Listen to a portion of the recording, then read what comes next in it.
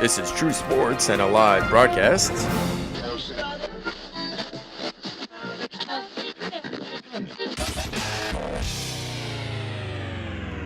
What up, people? What up, what up, what up? Week 8 in the books. Well, not yet, but yeah, week 8 getting started. In the books. Can we do it first? Okay, my bad. That was an honest mistake, damn it. Do we need a second mulligan? No, we're all right. All right, so we're getting started with week 8 and man. week 10 in the NFL season. Have you been keeping up this week? A lot of teams surprising a few folks, and a lot of other teams surprising a lot or disappointing a lot of other fans. Yeah, I mean, I definitely have some questions for you. All right, shoot. So, when you speak of disappointment, right? Like, you would think if a team wins, you wouldn't be disappointed, right? Mm-hmm. Like, for instance, if the Chargers win, I don't care how they win. It's that they win. And I'm not going to be disappointed. Mm-hmm. I right? get you. Yeah. Well, after watching that Rams game, oh, brutal. I want to send them a bill for whatever my time costs for the time it takes to watch that game. Dude, you should also charge it for utilities, the electricity bill. Cable bill, all of it. Dude, that was bad. I mean, so they're it looks like they're reversing back to, those first couple of weeks where we were saying they have no running game. I mean, I think it's fair to accept that. Do they even have a running back? I mean, I hate to look. Dude, I'm jumping into this episode taking shots, and I don't want to take shots. He was so good, and we had such high expectations. But I mean, I think now we're at a point that we're accepting the fact that he's not what we thought he was last year. Granted, I mean, he's a very talented player. He could probably come back next season, but this season he's garbage. He's a bust, which sucks. And we have no receivers. Our offensive line is terrible. Our defense is the only thing saving us, in these games that they're not allowing other teams to score.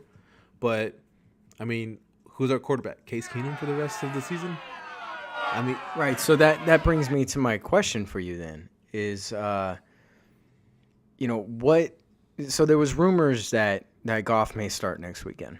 And, of course, Jeff Fisher is going to say, no, it's not going to happen.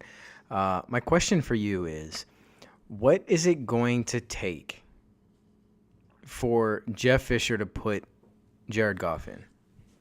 Personally, and I'm not trying to be make a joke about it, but I think Case Keenum would have to get hurt. Hurt where he can't play that day will be probably the only reason that Jeff Fisher would actually start Goff. I think he's just so stubborn that he's not going to give into it. I think Jeff Fisher's going to just be like, no, you know what? We have faith in Case.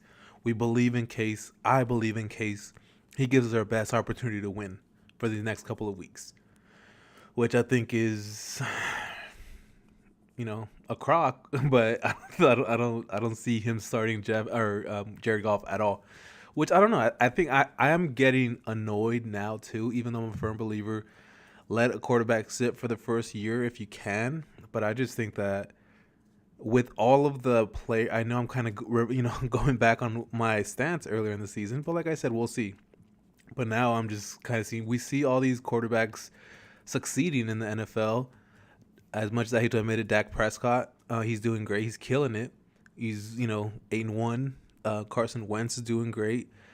The other quarterback from the rookie from the Broncos didn't do too bad. And yet we haven't seen anything of Goff. I mean, at least let him play a quarter, something. Right. Yeah. Right. That's where I'm at with it. It's like this season, regardless of whether they're still in the playoff picture or not. and that's so I guess my next question is, do you feel that this win removes the possibility of Goff starting next week? Sadly, because of Fisher, yes.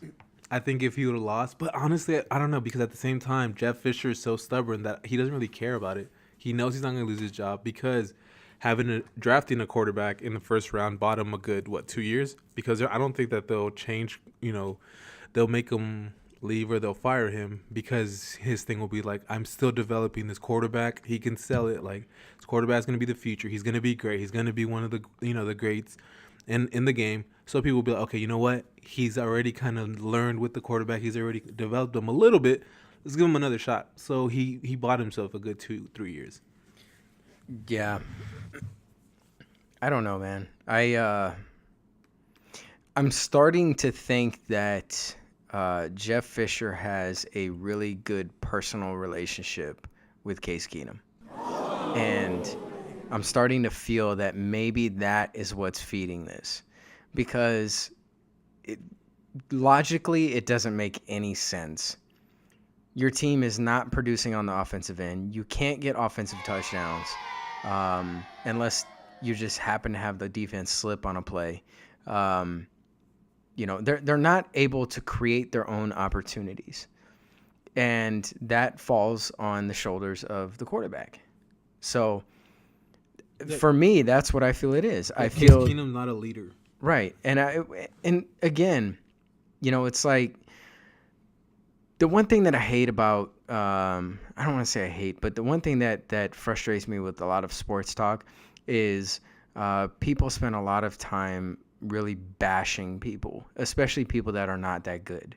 And I don't want to sit here and bash Case Keenum, but the reality is that he is just not a very good NFL quarterback. And right now, his stats say that he's absolutely terrible, that he has the lowest QBR in the league. Hasn't he had that since last season, too, though? Right. It's been and terrible. So my biggest question is, for you is, do you see that? Do you see what I'm seeing? That maybe there's a personal relationship there, and Jeff Fisher is trying to buy Case Keenum time, because logically he's not really buying himself time. It doesn't make sense to me. If anything, he's hurting himself at this point, because you're allowing your team to be terrible when you have an option on your bench. Whether he's great or not, we don't know, and you don't know either, because you haven't put him in. So at what point do we say maybe he's just protecting Case Keenum? I don't know if that's necessarily it, just because I don't think he would have drafted Goff if he was protecting Keenum. I don't really know their relationship. I've never really heard much of their relationship, if they even have one. But I mean, I don't think it's completely out there, the thought of it. But I don't know. I was looking up their record, right? Obviously, it's not that great. They're 4-5. If we're just talking in their division alone, they're third in their division. Seattle's playing great football right now. Arizona's kind of getting better than from what they were in the beginning of the season, because in the beginning of the season we thought, oh wow, they were expected to go to the at least NFC Championship, and yet they're not doing good at all. They're losing a lot of games early on in the season. It looks like they're kind of getting their head focused, and they're bouncing back. Yet with Seattle, Arizona in the picture, I don't even think that playoffs are even in sight for the Rams at all. So at this point, I don't think it's gonna hurt as much to put them in. But maybe Jeff Fisher's just afraid of us finding out that Goff isn't that person. Or we could be wrong, and he could be telling the truth, and he's just not ready in practice. But who knows? I don't think we'll see what we have yet for a while. I don't see him putting him in any time in the season. The closest I do possibly think he'll bring him in will be maybe the week 16 or 17. Even if the Rams could somehow squeeze into the playoffs, let's just say hypothetically, Doubt it. let's just create a scenario where they do squeeze into the playoffs. They find a way to do it by not being able to score a touchdown in right. a game. But I'm just saying, because I want to make a point. Todd Gurley has 514 yards this year. To put that into comparison, right now Ezekiel Elliott, who is arguably the top running back in the league. Yeah, I'm like, that's not fair, dude. You're comparing him to but we thought Gurley was the best in the league last year, right? We thought he was one of the best. Right. So I want to compare him to the best right now, because that's what we expected. Maybe we expected too much, but 514 yards is terrible. And is that all purpose or rushing? Elliott, no, that's total yards. Total? Elliott, yeah, that's his total yards on the season. Damn, that's bad. And Elliott has 1,005. He has 500 more yards, roughly. That's, so even if the Rams had a chance to make it to the playoffs, they don't have a running game. And their defense, though really good, is not the best in the league. So if you don't have the best defense in the league and you don't have a running game, tell me what good is it going to do you to get into the playoffs? For you to just say, I got into the playoffs? Because I tell you what, our fans are a lot smarter than that. And they're not going to buy it. I don't know if they're a lot smarter than that, dude. I mean, they still support the Lakers, so I wouldn't expect too much of that. Now, most of those fans jumped ship and then went to the Clippers. Now, most of them jumped ship and went to the Warriors, to Golden State, quote unquote Lakers North, from what they would say. Yeah. But no, That's just the excuse for going there. Oh, exactly. I mean, I kind of get what you're saying. I just don't think that it's really gonna. I don't think the future looks that bright for the Rams. I think the honeymoon phase is ending fairly quick with the new move. Fans are already chanting "We want Goff," which honestly I felt should have happened a long time ago. But they are right. So imagine if he sucks. Imagine if he's then at least no. But that's my point. No. My thing is they traded 6 draft picks. That's gonna suck because they have no future. They can't say, you know what, we'll just start all over next season. They don't have that first. I think they got rid of first, second, and third, if I'm not mistaken, or it could be just first and second. But they can't develop, get a receiver, get some offensive linemen, get another quarterback. They can't do anything. That's my point, though. That sucks. But that's my point. Don't delay the inevitable. If he sucks, our fans could live with the fact that at least we tried, right? LA could live with and sleep at night knowing, you know what? We took a shot, we gambled, we tried, it didn't work out. What we can't live with is not knowing and continuing to lose. That would be like the Lakers. They took Brandon Ingram, who's, in many people's eyes, the best pick in last year's draft, and in a lot of people's eyes, a future superstar. We took him number 2 in the draft. It would be like the Lakers taking him and putting him on the bench and not playing him this year. Isn't that what the Lakers did last year with D'Angelo? No, D'Angelo Russell started, and then he got benched, and then he started again. But the bottom line is he's in there playing, and Ingram is in there getting good, solid minutes, and he's playing really good basketball. We don't have an opportunity to see that with Goff. We have no idea. We keep hearing reports about he looks terrible in practice. We don't know. And the bottom line is he's taking snaps with second and third team. He's taking snaps with guys that are paid to practice against the team. Dude, I would love that job. It'd be so easy. That's what I'm saying. Like, he's playing with guys that can't make an NFL team. So how can we sit here and say that based on practice? What did Allen Iverson say? You talking about practice? You talking about practice? Practice? No, but I get Come you. on, man. I think that's my bottom line to it is that I feel like Jeff Fisher's hurting himself at this point, and I feel like there might be a personal connection to Case Keenum that's putting a delay on this. So, I mean, only time will tell. We'll see what really happens and if he's going to start him soon or he'll probably just, remain with his stubborn mentality and start him next season. One team I did want to move on to and talk about was a team, or actually 2 teams that are kind of dropping and aren't doing as well as a lot of people believe that they would in, the earlier in the season, which are the Green Bay Packers and the Pittsburgh Steelers. Steelers are 4-5. Dude, by the way, I don't know if it was real. I don't know if it was staged. I was watching this video. It looked kind of staged after towards the end of it. But there's this. It's pretty much like this Steelers fan freaking out, where this guy someone's recording him and at the end of the game when that final play where the Cowboys score, and he freaks out. He flips out. He's like, what the no! He starts screaming at the TV, and then like a little kid is like, because he gets up like he's gonna smash the TV or unplug it. Little kid gets up and he's like, "Mom!" He goes into the kitchen. He's like, "Mom, Dad's gonna Dad's gonna take the TV outside and smash it." So so the mom goes. They go into the living room and then he grabs the TV, puts it down, grabs it back from the closet, and starts smashing it. I mean, it was face down, so he was just hitting the back of it. But you see like parts flying. I don't know if it was the exact TV that they showed in the first part because you can't really see that area. But I thought it was pretty funny. And I was thinking about it, I'm like, dude, yeah, the Steelers have really underperformed this year. I mean, right, they've had some injuries, but also the Packers. Yeah. Aaron Rodgers was, Both of them are 4-5. yeah, but I mean, Aaron Rodgers was, has been debated as top 3, even sometimes top 2 quarterback in the league, and he's not doing good. He's not living up. And now that he has Jordy Nelson, what's his excuse from what everybody was saying last year? Oh, he doesn't have his top receiver. His other Well, that's receivers been aren't stepping up. my frustration with people putting him above Phillip Rivers. Come on. Oh, 4 interceptions. You want to go there? No. Okay, so you picked the wrong week to bring this up. No, I'm just saying you that's picked the why wrong I'm frustrated with it because I think that he's a great quarterback. But I Because think he's he's won a great. Super Bowl Anyways, and Rivers never my has. point That's is why. that both these teams are 4-5, Mm-hmm. and the first place team in both their divisions are 5-4. So they're very much still in the hunt.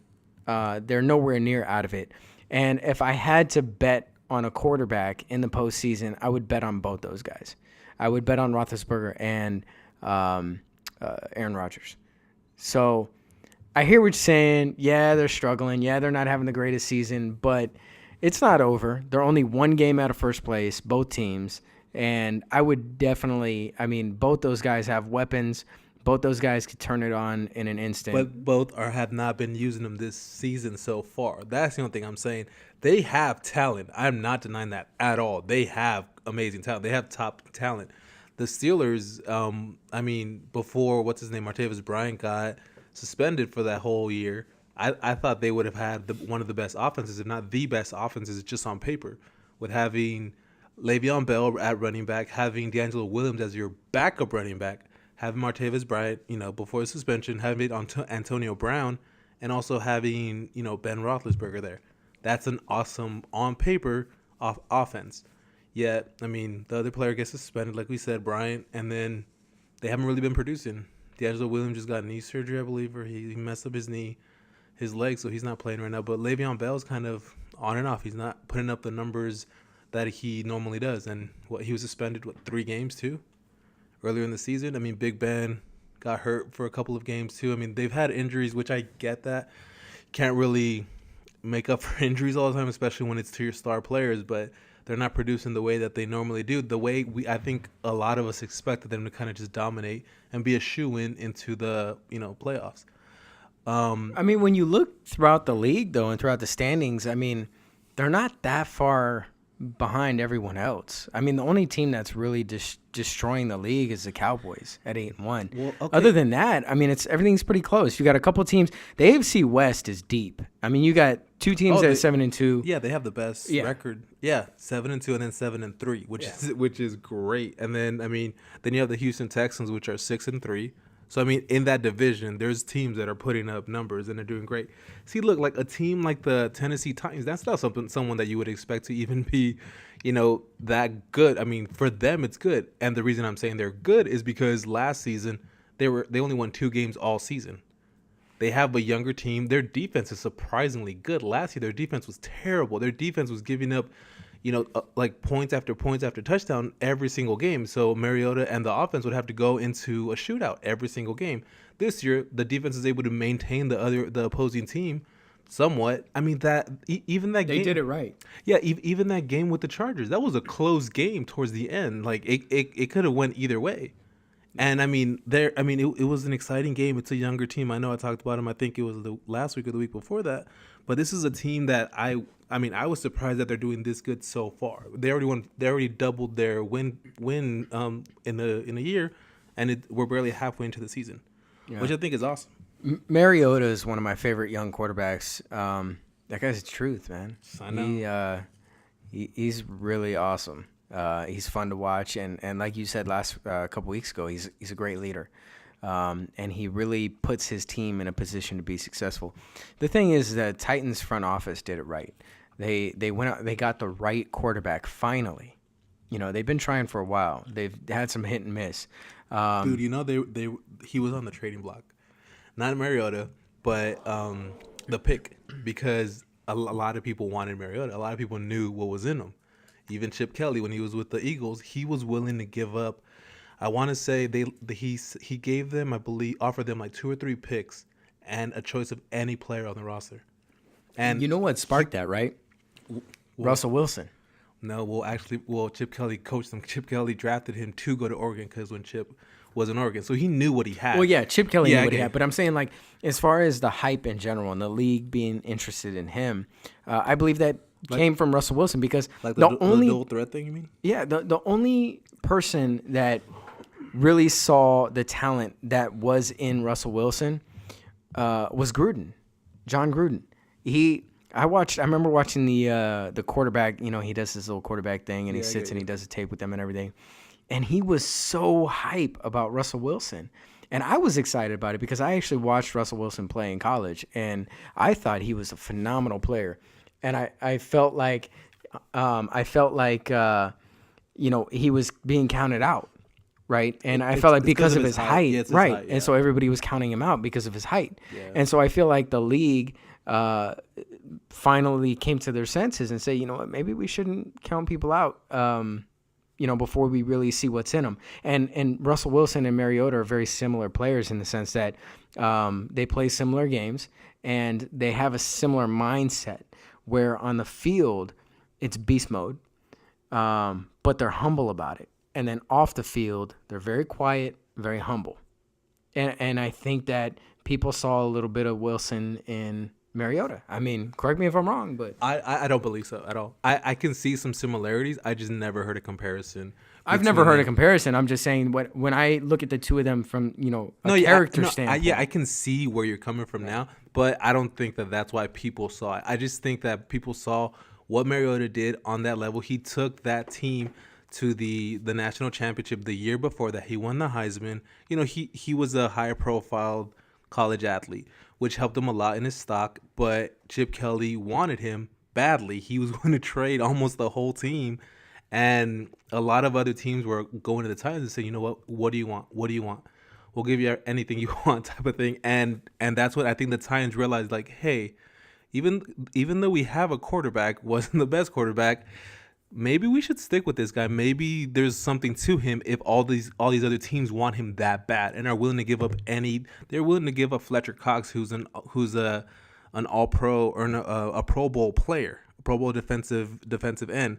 They're willing to give up all of these players, so they're like, yeah, let's hold on to him. And now I think they realize, like, damn, good thing we didn't let him go. Yeah. Which is awesome. I knew he was going to be great. I just didn't expect him to be great this quick. Yeah. Didn't the Redskins get really close to trading for him? I don't know if they did. I remember there was a team. I know the Redskins tried to make a run. I'm pretty sure there was a team that got really close to actually making the deal happen. I just know the Eagles were close, but every time that it like was almost there, that it was going to get confirmed, the Titans kind of pulled back. Like, I think they just started kind of getting second looks on it and saying, you know what, maybe we should just give him a shot. You know, let's get him. If we don't like him when we see him in training camp, we could always trade him then. Yeah, and they saw him and they're like, "Wow, we lucked out with this guy." They're winning right now, that's for sure, with that pick. Is it too early to crown Odell Beckham potentially being one of the greats? Because right now I saw an interesting stat, and right now he's the youngest wide receiver to ever reach 3,500 yards. So that means that he is on pace to surpass some of the all-time greats. You talk about, you know, Jerry Rice and Terrell Owens and you know, all these guys that have come before him. Is it too early to give him that crown? Or could we look at him and say he's consistent and he's done it for 3 years now? There's a good chance, unless he has a catastrophic injury, that he's going to keep this going. I would say it's too early. Great talent, amazing talent. He's an elite wide receiver. No questions. But at this moment, I think it's too early because we're only 2.5, almost 3 seasons in, whereas the other players that you mentioned all had above 10 years put into the league. Like you said, you know, injuries plays a huge role into that. That could always happen. And look at someone with amazing talent like Bo Jackson, who never really lived up to his full potential because he kept getting injured. Someone like that, you know, you would hate to see that happen with a guy with this much talent, but it's never impossible for that to happen to anybody. Yeah, I mean, it's hard for me to put anybody above Jerry Rice. He's one of my favorites of all time. And, you know, he was the reason why I got into football to begin with, because I just felt like his ability to catch the ball was amazing. I agree. Definitely great player. Yeah, I don't know, just too early for that. One other stat that I did want to mention that I actually saw earlier today on Monday Night Football, they were saying that Eli and Odell are they were the third fastest duo to ever reach 30 touchdowns with them playing together, which was at 35 games.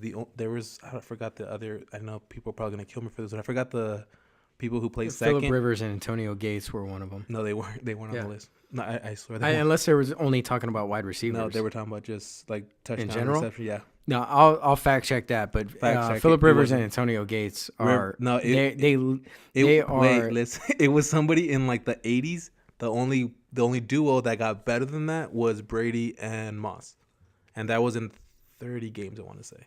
How? They only played like 2 or 3 seasons together. 2 seasons. Yeah, but Antonio Gates and Phillip Rivers. Okay, so you're gonna tell me you know more than the no. But what I'm saying is that they when you're talking about quarterback and tight end, they surpassed Gonzalez and who was his quarterback?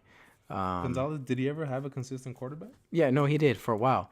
But anyways, Phillip Rivers and Antonio Gates, all time, are at the top. They're number one. Well, because they're the only ones who've actually been together that long. But I mean, right. So that's what I'm saying. So how are you gonna tell me they're not in the top 3? They're top 3 because I don't think you listened to this. I said they're the quickest to get to 30 touchdowns in the beginning of the first few seasons that they're playing. That's what I said. Yeah. They made it the quickest in 35 games. The only other duo to do it quicker, well, there was 2. I forgot the other group, but it was Brady and Moss who did it in 30. That makes sense. Like I said, right. But I missed that part because I just I heard Brady. I heard Brady, and it threw me off. Yeah, I know. It trigger word. Nope, wrong. No, wrong. But the duo of quarterback and tight end who will obviously go down as the best ever will be Brady and Gronk. So, what are we gonna talk about next? And I'm not even a Patriots fan. That's a fact. Oh man.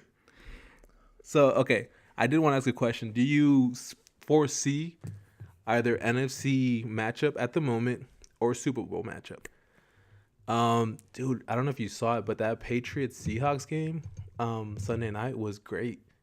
It was pretty high scoring, but the defense was had a lot of factors in it, and the Seahawks gave the Patriots their second loss of the season.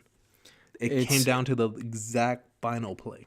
Yeah, it's because Russell Wilson is trying to show the world that Brady is nothing, and that he needs to just go ahead and hang it up. I put the jersey in the closet. Don't take it out again. I would actually probably. I mean, I think you'd have a better argument if you said the defense was trying to prove that their quarterback is better because their defense actually did a lot more than Russell. I mean, they're playing the same position. Right, the defense is fighting for the quarterback. Okay, but you didn't say that. You said Russell Wilson. I mean, you can't really Russell really has no control over what Brady does. I mean, only thing you could do is hey, let's have a shootout at the end of it. Yeah, they're in the same position. But I mean, that was a great game.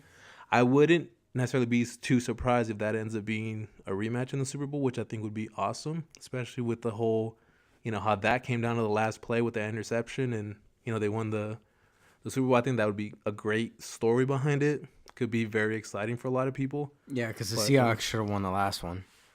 But they didn't anyway. So, any other teams that you think would be a good matchup? I would actually really like to see in the AFC Championship, Raiders and Patriots. I think that'd be a dope game. That'd be a really exciting game. Yeah, I'd like to see a Raiders-Cowboys Super Bowl. No, not really. I think that would be fun, man. Their fans annoy me. Cowboys. That would be Cowboys. Raiders fans, not so much. The only thing I don't like about Cowboys fans, that majority of the fans, quote fans, can't even name me 5 players off of their roster. Yeah, I agree with that. But that's the only thing I don't like. But if you're talking about just a fun game to watch, I think that would be as long as Dak Prescott is still the quarterback of the Cowboys. If Romo somehow gets put back in there, then no, I don't want to see If Romo gets put back in, he won't last. No, I know. He'll throw 6 picks in the first round of the playoffs and be done. The first quarter of the playoffs? Yeah, right. Exactly. But I think a Raiders-Cowboys Super Bowl would be a lot of fun to watch, and it would put 2 different teams in the Super Bowl. I'm sorry, but I am tired of watching the Patriots cheat their way to a Super Bowl. Well, it's not like you watch football anyway, so it doesn't really make a difference. Well, no, I watched a few games during the season, and then I watched the playoffs, and then I watched the Super Bowl. Doesn't count, buddy. That's fine, but I'm just saying, look, the league, the way that the league is going now, I actually wouldn't mind Seahawks Raiders. I think that'd be a dope game too. that would be a dope game. That'd be a dope I think game. that would be fun. But I mean, if you're talking about Super Bowl, Raiders Cowboys is my pick. I think that'd be a dope pick. Okay, you can go with that. I would probably go one or the other, Raiders Seahawks or Seahawks Patriots.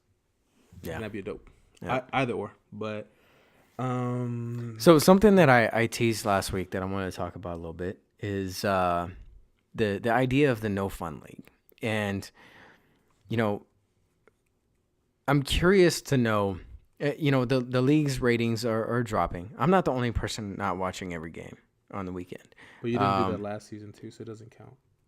No, but it's been a decline for me for a while. The reason why I stopped watching football as much is because the commercials were driving me nuts. It was play 5 minutes of commercials, 2 plays, 3 minutes of commercials. No, and it was driving me nuts. It's like kickoff commercial, right? Call first play commercial, yeah, Right. And it was driving me nuts. I felt like there was no pace and no rhythm to the game, and I couldn't get into the game because every time they would make a play, then all of a sudden we're going to commercial again. And I'm like, why are we going to commercial again? And the reason why is because it's a business. Yeah. And the league needs to make their money.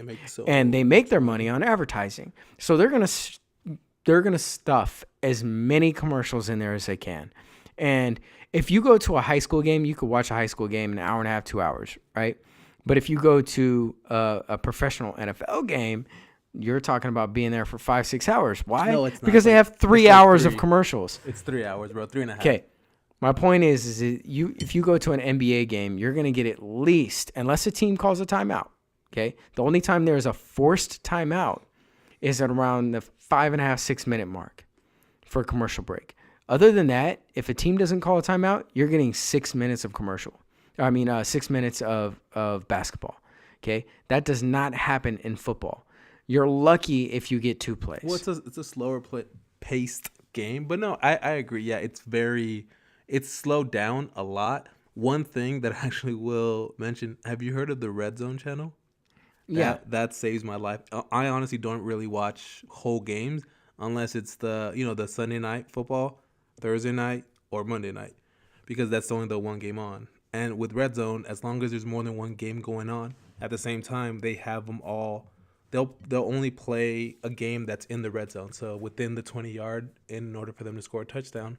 So I mean that helps me with my fantasy league. Yeah, but then you miss why they got to that point. No, they'll if there's like a big play or something, they'll say, okay, so we're gonna recap how we got to this point, and then they'll be like, so and so, like, as you would love it, Tom Brady throws this 70-yard touch or pass to Julian Edelman or Gronk, and now they're in the red zone. They'll show you those plays, and then it'll get there. But if it's like a 6-7 minute drive, they're not going to show you all of that. They'll show you with them in the red zone, and you get to see every touchdown scored within the day. But see, that's what I loved about football when I used to watch back in the day, is that I liked watching the battle between the offense and the defense, and the battle of the offense trying to fight their way to the red zone and the defense doing everything in their power to stop them, and what plays were being called. And we went forward 15 yards and then we go back 6 yards, and then because of a sack, and then we throw it down field 30 yards, and then maybe we try and run it and lose 3 yards in the backfield, and second down doesn't do anything, and then third down we get a nice little 9-yard pass, and then we got to make it that last yard. And you know what I mean? Like, that's what was fun about football.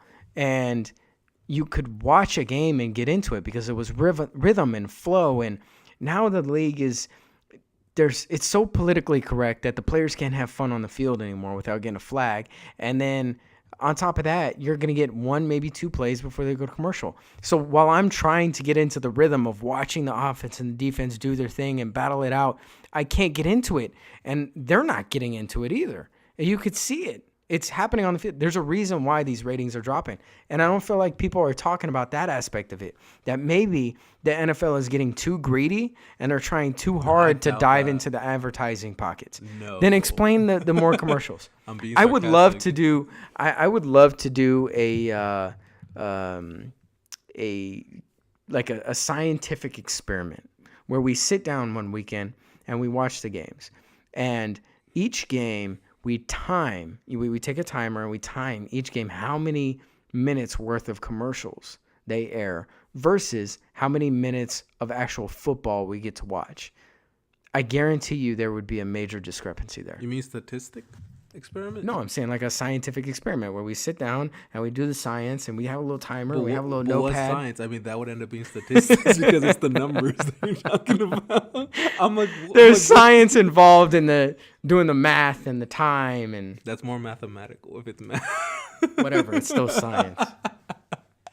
Maybe you enjoyed it more when you were a kid because you weren't such a negative Nancy back then, Chris. No, it's not about being negative. It's just that I don't know. I guess I have a thing against greedy corporations taking advantage of situations and giving a bad product. And ultimately, that's what's happening right now. Is the NFL is delivering a bad product by their own doing. It's not the players. The players are great. I just hate the fact that they're limiting how the players can celebrate. I think it's hilarious. I mean, a lot of things that I remember, when I was in high school, even like in junior high, or a kid was watching, Terrell Owens going there and doing with the pom-poms. Terrell Owens going there with the, the popcorn and throwing in his face. Or, when Ocho Cinco would go in there and just start dancing or just someone pull out a phone. He changed his name to Ocho Cinco. Exactly. That was hilarious. Chad Ocho Cinco. That was so funny. Like, they were just so charismatic. Like, and then you would look forward to, he scored a touchdown. What did he do? What's he going to do? Like, as soon as you hear, he scored. Like, that's what a lot of people would look forward to, that specific player or somebody scoring. It was awesome. I mean, like, do you think Deion Sanders would have been able to strut when he got an interception, try to run it back? Deion Sanders would have been a nobody in today's NFL because they would have limited him. But his charisma is what sold people and made people say, "Oh, Deion is playing." That's what made the Cowboys the Cowboys. And that's what made people wanted to watch Deion. The Niners. He went from one team, won a Super Bowl, went to another team the next season and won another Super Bowl. That guy was a beast. But their charisma sold as their personalities. Now a lot of them are just robots, or they want them to be robots. But like people like Rodell, he's like, I want to, still dance, in the end zone, or make something funny. And Antonio Brown, people are like, I don't care if I'm gonna get fined. I'm just gonna do what I got to do. But it sucks that these people are losing, a lot of money just for them having fun in a game. Yeah, I know it's their job, but it's a game at the end of the day. Yeah. And they're taking food away from their family because, I mean, again, nobody's going to shed a tear for these guys about losing money because of how much money they make. But, I mean, you have to think about it. They have to make the money for their life in a 10-year span, ultimately. I mean, most NFL players, average NFL career is 8 years. So if you go based on the average, that means average NFL player needs to make the money for his lifetime in an 8-year span. It's not like and his family. Right. It's not like a normal person where they have to make they can continue to work the rest of their life. They can work until 60, 70 years old if they wanted to. Granted, they could come out of football and they could find another job. So nobody's going to shed a tear for them and say, "Oh, poor them. They don't, they can't make enough money." But I think when you put things into perspective and realize that they have an 8-year span roughly to make the money for their family that's going to support and carry their family into the future. And then when they come out of football, because football is all they've ever known, if they can't get a job in broadcasting, which unless you're a superstar, you're not going to get that, then they have to find something else. And a lot of them do a good job at, building businesses and whatnot and investing and doing things like that. But there's a lot of them that don't know that or don't know how to do that. And so I think we have to put that kind of stuff into perspective and realize that NFL is taking money out of their pockets, and that's money for their kids' future. You know? I mean, and the sad part is a lot of them, because, they have families or, people who help them out along the way, either, bottom cleats, bottom jersey, bottom, anything. And that once they make it, they're like, hey, remember that time I helped you out? Can you help me out in this situation? I need 10 grand. You think they don't get that on a daily basis? Oh, yeah. They don't get that all the time. So it's not like all that money is just going towards them. I mean, obviously, I'm sure, they live great lives. They have mansions or all these cars, but that's not going to last forever. One other topic that I want to move into, or lastly for me, as far as the teaser was, I brought up. Do you know of any athlete who you would be interested, who you think would be interesting if they got into politics? Did you think of anybody? Well, You better one. not. You better not say Kobe. I swear No, to God. no. I mean, no. Kobe. The thing is, Kobe's kind of like Trump in the sense that he says what he feels, and I think it would irritate a lot of people.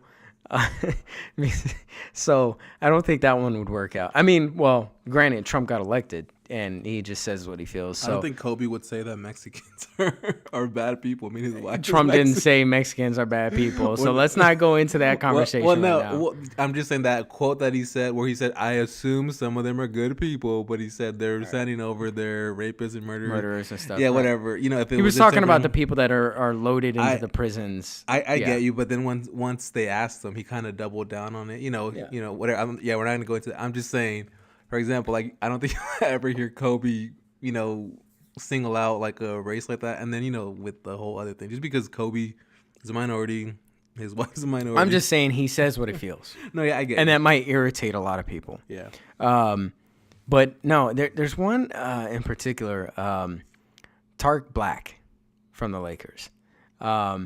He is so level-headed in the way that he thinks about things. He's a spiritual man, and he doesn't hide it. He puts it on display on his, on his social media pages, and even in the games. But the man, come on, Chris, give us someone entertaining. no, but the man is so well. He's very entertaining when you watch him play basketball. But I mean, I don't want someone who you think is going to do a great job. that's the problem. Okay, right there, you said the key. The problem with our elections right now is that we want somebody who is entertaining. We want an entertainer, and that's why Trump got elected, because this he is entertains a us. hypothetical question. This is never going to happen. The people were going to say so. That's Right. why I would just say Right. in an entertaining way, Right, but what you not said, not someone who has a shot or I know, somebody but who would actually do it. You made a statement, so I'm trying to respond to it. And No, you're trying to manipulate to make it seem for you to prove a point. no, you said on what's give us saying. somebody entertaining. Because the conversation that we're having will never happen. That's what I'm saying. Right. I think it's funny if you pick. I thought you were gonna say like Meta or something, which I think No, would be Meta funny. would be funny. Okay, Yeah. that's what I was like wanting to get. No, from I'm you, not like trying to something like that. entertain our It's a fun, podcast listeners well, with the my podcast pick. is a funny conversation. It's supposed to be something entertaining, not. Well, I think No, this but if you person has ask good me, views you and asked me a good question. Who morals. would I pick? All right, And you're if going with that if one? I had to vote for You're someone not gonna vote. who is an athlete to be our president, I would vote for Tarek Black, because he does say what's on his mind, and but he speaks truth, and he speaks it eloquently, and he's got, he has all the good morals and values and all those other things, but he also he knows how to say the right things at the right time, and in a non-political kind of way, and I really like that and respect that. He's got a lot of integrity, and for me, my ideal president would have a integrity that is hard to match, right? So that's my view on it. I mean, that's my pick. If you wanted an entertaining pick or a funny pick, That's what the whole then conversation was about. my entertaining or funny pick for an athlete would probably be Tom Brady, because he would cheat on everything. That's a good one. Who would I? Probably a good an entertaining pick would be Phillip Rivers, because he would just throw an interception, so that whoever he was running against would end up winning. So I think that'd be a good one. Yeah. No, that would be a good one. That would be a good one. No, but also like an entertaining one. I don't know. I was like, honestly, I was thinking, let's say if I'm thinking old school, I was like Rodman, but I was like, nah, that's too crazy. I don't. You'd be going in there in like a. Never mind. I don't want to say that. I was gonna say like a Pope outfit, like something ridiculous. You're like, you dude, that's not what you're running for. No, this isn't it. You realize you're running for the president, right? Exactly. I'm like, why are you dressed like you're going on a runway? Remember when he wore that wedding dress? Oh man, when he married himself. Dude, this dude was like ahead of his time. Like you don't even see like athletes doing that now. He was on another level. But you see other entertainers doing that, like Kanye. Kanye said in one of his songs, he said, if they're not talking about me, that's when I'll get worried, right? And he said it in different words, but his message is that it doesn't matter what Oh, people yeah. are saying about Any publicity is good publicity, Right. yeah. Any publicity is good publicity. So I'm going to do outlandish crap in order for people to talk about me. I mean, it's funny. I mean, Kanye's a great mind. I love his old stuff. I love his old So stuff. you're going to vote for him in 2020? Heck no, I wouldn't vote for him. Did you hear? Supposedly, The Rock wants to run. The Rock. The Rock. I would vote for The I Rock. would vote for The Rock. I would not gonna lie. I would vote for The Rock. If that's not the image of America, I don't know what is. Oh, that's an athlete. Perfect. He is. You He is think an he's athlete. Yeah. Yeah, we actually Wrestler, had. yeah, The Rock. Got it. The Rock, Yeah. entertaining and somebody who Right? you would trust in their morals. The Rock. Exactly. Perfect. The Rock fitting. is perfect for it, man. I hope he's serious about Dude, it. I hope he would really love does that. run. I think he actually has a shot. It's funny because we were talking about that at work the other day, and there's this guy. He says he said, "Man, did you hear the Rock is running for president, or he wants to run for president in 2020?" And I was like, "Dude, I'd vote for him." And we went to the Rock's Instagram page because I follow the Rock on Instagram, and he's always posting funny stuff. Dude, he's hilarious. And there's this one picture he did the Rock the Troops, right? So he set up this concert comedy event for the troops. And there's this picture of him at sunset with a U.S. Air Force bomber, like one of the big, well, it's a troop carrier, but one of those big airplanes in the background at sunset with him in a tight Rock shirt, but it's white, and the Rock logo is an American flag. Dope. And I was like, man, if that's not an image of America, I don't know what is. Dude, The Rock, dude. That's hilarious. I would definitely vote for The Rock I'd vote over for The Kanye Rock. way before. But yeah. Yeah. All right. So actually, we're kind of late into it, but I did do you have want to a talk question. about NBA? Yeah, well, I do have a question. Okay. I know your answer to it, but it's a serious question. So I don't want your typical Laker hate. I want an honest False. opinion, right? Are the Lakers legit? Like what is happening right now with this team? A lot of the experts would say that what is happening right now with this team is legit, and they would all point to Luke Walton as the reason why. But I want to know from you, as a Laker hater, would you be able to set your Laker hate aside No. and give an honest answer on whether you think that what they're doing is the right thing and that something like this is legit? And then I'll give you my reason why it is. Okay.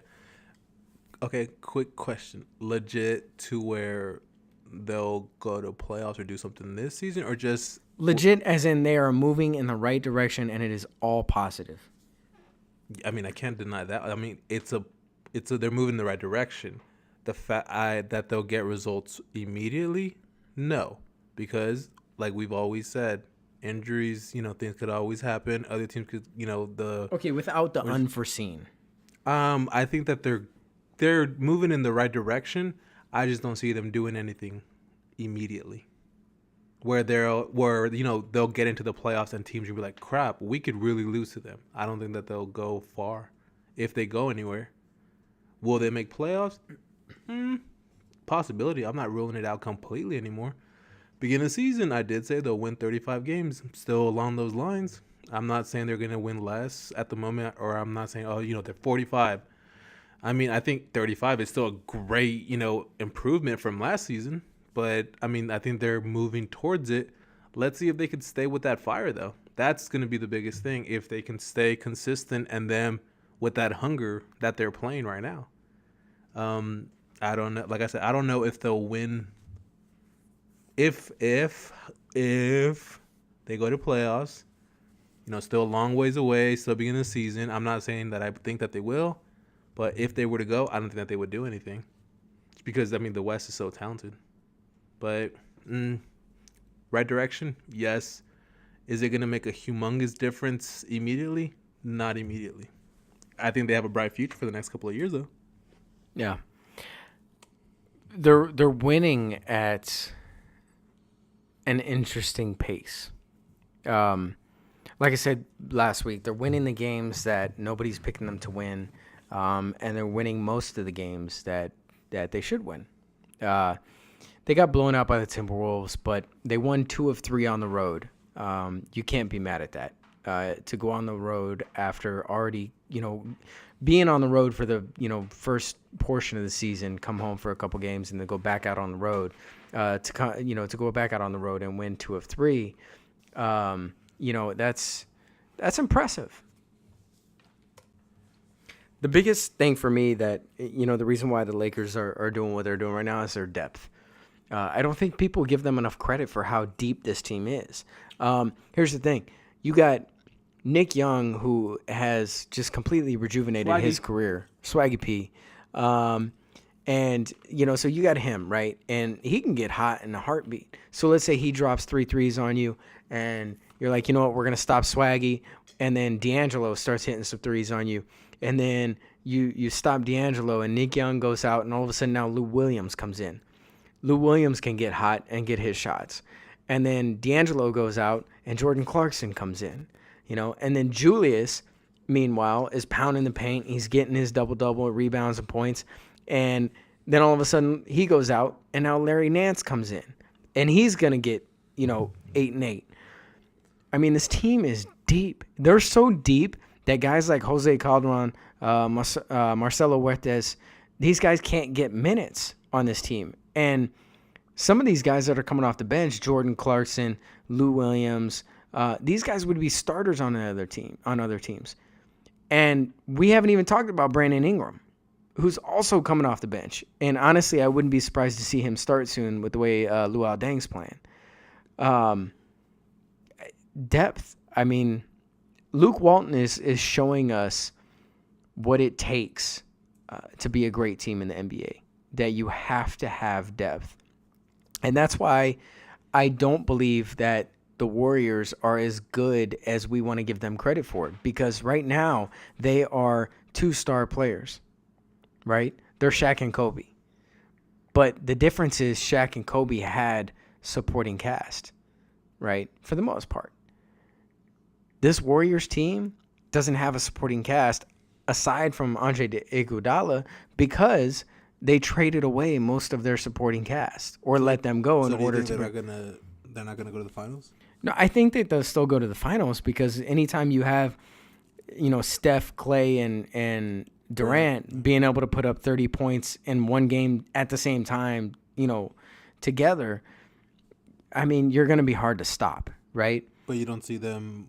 But do you see them still having a shot to win it, or do you think they don't have it? I don't think they're deep enough. I think that once they get to the playoffs, I feel like every round they're going to get taken to 6 or 7 games. So they'll struggle. Not that they're going to struggle, but that teams are going to take them deep into the round because they're not deep enough. Mm-hmm. Well, I meant like struggle in the sense to where for them it's struggling from what they've been used to. For what they should be. Right. They just walked all over people. So you're pretty much saying that the Clippers are just going to eliminate them and go to the finals and, bring a championship back to the Staples Center. Clip City, Chip City, got it. No, that's Clippers right. That's right. No, Clippers are going to get knocked out in the first round by the Lakers. Wait, so if you're correct, then from what I was saying, the Lakers would barely make the playoffs. They'd be 8th seed. So you're saying the Clippers are going to be the number 1 seed. Got it. No. Thanks. What I'm saying is the Lakers are going to be the number 7 seed. Yeah, right. Clippers might be able to hold off on the 2nd seed. Yeah, right. And they'll get one. And they're going to get worked in the first round. Work. Yeah, exactly. I meant the Lakers won't even make it to the playoffs, but all right. But no, in all seriousness, I mean, the Warriors, to me, they're just, I mean, you can't, the guys on their bench, you don't even know who they are. I mean, Clark, yes, he's had some good games, but who is he? We don't know. They don't have, it's not like the Lakers where they have the 1-2 punch coming off the bench.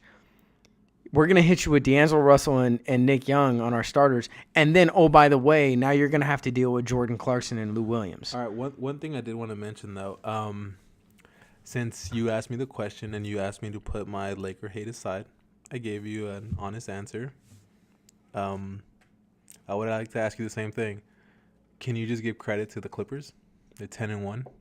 I have since the beginning. No, yes. You're still talking crap. No, 2 weeks ago, I said the Clippers are a very good regular season team. No, I'm saying just right now. They're killing. They have the best record in They the league. are. They are killing it right now. Best record in the league. Yes. Thank you. Because That's it. it's No, that's regular it. season. That's it. We'll cut the other part out. That's it. They're a great team right now. That's it. That's all I need to know. Okay, yes. The Clippers are doing very good right now. They're a very good team right now. Regular season. Second round of playoffs. Different story. And yet none of these Laker players have even smelled the playoffs. Because they're all 19. No, isn't D'Angelo 20? No, D'Angelo's 19. He's 20. He just turned 20. No. Maybe his birthday just passed. Okay. The bottom line is that he came into the league. Well, no, he came into the league as a 18, just barely turning 19-year-old. You got Brandon Ingram. Then you got Jordan Clarkson, who's 21. He turned 20 in February. Okay. Boom. Congratulations. He's going to be 21 in February in 3 months. Okay, Boom. right. So our starting point guard will finally be able to legally drink alcohol in February. You swear in like his second NBA you season. swear like he hasn't been drinking already. Come on, I'm not trying to put him in that. Nope. Nope. I'm not throwing him under the bus. I don't know. Nope. I don't know. Cell phones aside. I'm like, he snitches on himself. Yeah. Dude, did you see that Chappelle thing? No. See, because look, okay, but you understand where I'm coming from in the Dave Chappelle thing. You were like, we were in high school when Chappelle Show was like at its peak, when that was on, like that's all anybody would talk about. Before smartphones, before, streaming and all that. That's what if you didn't watch it that night, you weren't going to know what everybody was talking about the next day. Like you had to have seen it, or you were going to know what happened anyways, because everyone's going to be talking about it. That was the show. That was hilarious. That's, we still quote things from that, like now. And he came out and he did this opening monologue, which was really hilarious and really brutally honest. And then he did a thing where he made fun of The Walking Dead. Where Negan, where he, spoiler alert, where he kills Glenn, he hits him with a bat. He does that, and he does it with, like, his characters from the show. Like, he had Tyrone Biggles and the crackhead. He had the player haters, and he had Clayne Bigsby, the old blind racist black guy. He had him. He had Little John. And then he had, remember when Dave Chappelle would put on a whiteface, and he was, like, this uptight, like, country club character? It was hilarious. He played on them and he was like gonna kill. It was so funny, dude. It was hilarious. You should watch it though. It's really funny, dude. I mean, it's Dave Chappelle, and he has not lost it at all. He never will. That man's great. That's a legend, but something interesting that I heard on ESPN today, 710 in LA, was that the Lakers right now are on the national spotlight. And so on a national level, they look amazing. And people are saying, wow, this team could actually do some damage. The point was made that if at the end of November, or let's say in December, they go on a 10-game losing streak, nobody's going to notice. Because the national spotlight will have died down at that point. That every team in the NBA is getting national recognition right now because it's the beginning of the season. And I thought that was an interesting point, because we get to the end of the season and let's say they get into the playoffs.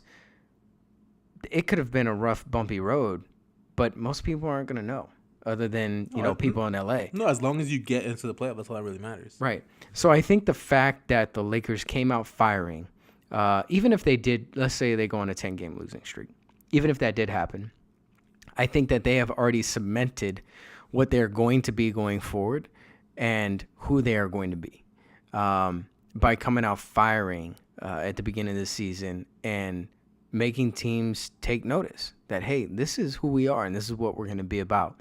And you're going to have to fight us until the end, because we're going to throw everything we have at you all game, and you're going to have to bring it. And I think that that's why they gave a team like the Warriors a run for the money. Warriors weren't deep enough, and they were able to pound the paint. Like I said, the Warriors underestimated them a lot. Yeah, also, they felt like they were going to go out and just take it. Yeah, and the game before is when they were focusing. That was their big game in the beginning of the season when they were going to play Westbrook. So they're like, we're all in on this one. And then they're like, we got the Lakers. We don't have to worry about that one. That's we can rest that day, and proved them wrong. But I mean. Like I said, they got 2 more games against them this month. So but I mean, it's we'll the beginning of the season, so I mean, we'll see. Like There's a lot of game left. A lot of basketball left. I really don't even pay attention that much to it now because team could be hot and just lose out of nowhere. Team could be not doing good, and I mean, someone like the Timberwolves, surprisingly, could come back out of nowhere. I doubt that they will, but I mean, it's a possibility. And there's still a lot of game left, so I'm sure that a lot of teams who aren't doing too good, keeping their head up, which they should. Yep. Yeah.